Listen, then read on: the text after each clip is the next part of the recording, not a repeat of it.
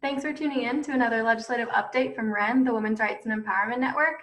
We have a mission to build a movement to advance the health, economic well-being, and rights of women and girls and their families. With that in mind, we wanted to share some updates on what the legislature is doing. And so today we're checking with Ashley Leto, WREN's Associate Director of Policy and Government Relations. How are you doing, Ashley? I'm good, Maya. How are you? I'm pretty good. Hanging in there. Awesome. Well, that's good to hear. So I just wanted to start by asking, why are the legislatures going into session tomorrow? Okay, so they need to go into session because we haven't finished a budget for our state.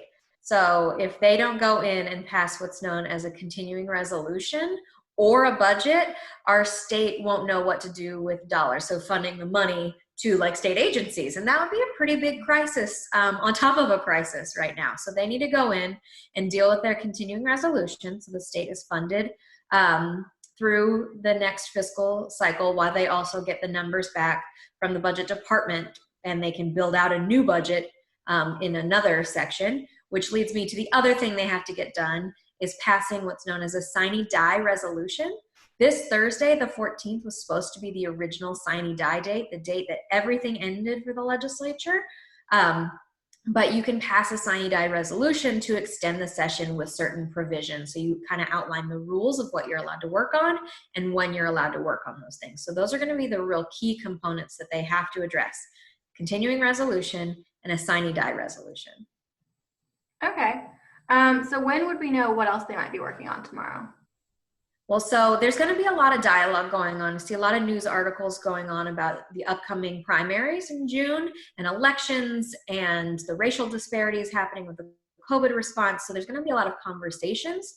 What we're going to know what's going to happen is through the debate of how long they need for the continuing resolution. It'll either be finished, some people say one day, so tomorrow, Tuesday, or it's going to take them multiple days. So maybe they do the sine die first because they realize they need more days, extend their own session, and they do that immediate work between 3 days and 3 weeks. Because we've been told that the Speaker of the House has said, keep yourself available 3 days a week for the next 3 weeks. So this week, and then potentially a 2-week extended session. So we'll look at the sine die for that information.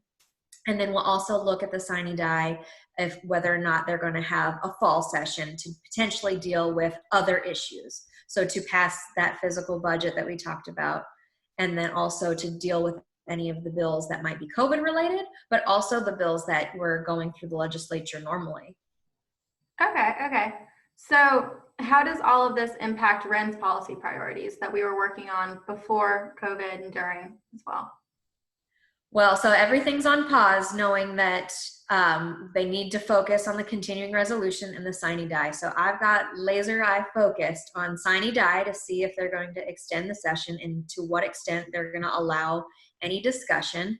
Really, really hopeful for some of our policy priorities to be included in that sine die, the Lactation Support Act and the anti-shackling of a pregnant inmate, because they both passed the House and the Senate, and they just need to go back to the House for concurrence. So they've already passed 2 major checkpoints.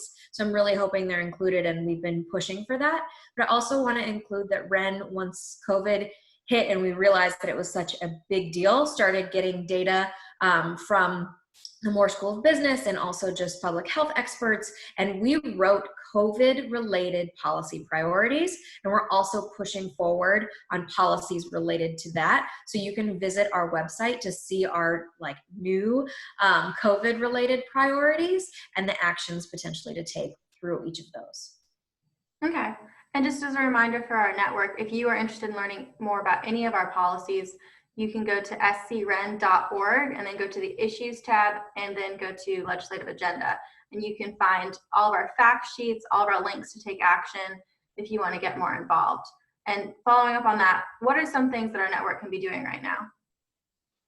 Well, they definitely need to be engaged on the voting conversation. We had a guest blog by Lynn Teague of the League of Women Voters, who are experts on voting in the state of South Carolina. They really lead the conversation, and there are instructions and an action to take to try to push the legislature to do something on voting before the primaries happen. So there's an action for that. Also need to follow all our social media channels, because that's where we do our rapid response, let you know when actions are coming up. So say something happens with the Sine Die resolution, that's going to be the fastest way for you as a network member to understand what we know, and for us to communicate to you. So make sure you're following us on those channels. And then we will have more asks coming through as we know both our previous bills that we were watching through knowing the Sine Die, and then also the new policy priorities as they come up. Okay, well, awesome. Thank you, Ashley, for joining me for this little network update. As a reminder, y'all can follow us on all of our social media channels to keep up to date. We will make sure that you have what happens as it happens on there. And feel free to reach out if you have any questions for us. But thank you again, Ashley. Thank you, Maya.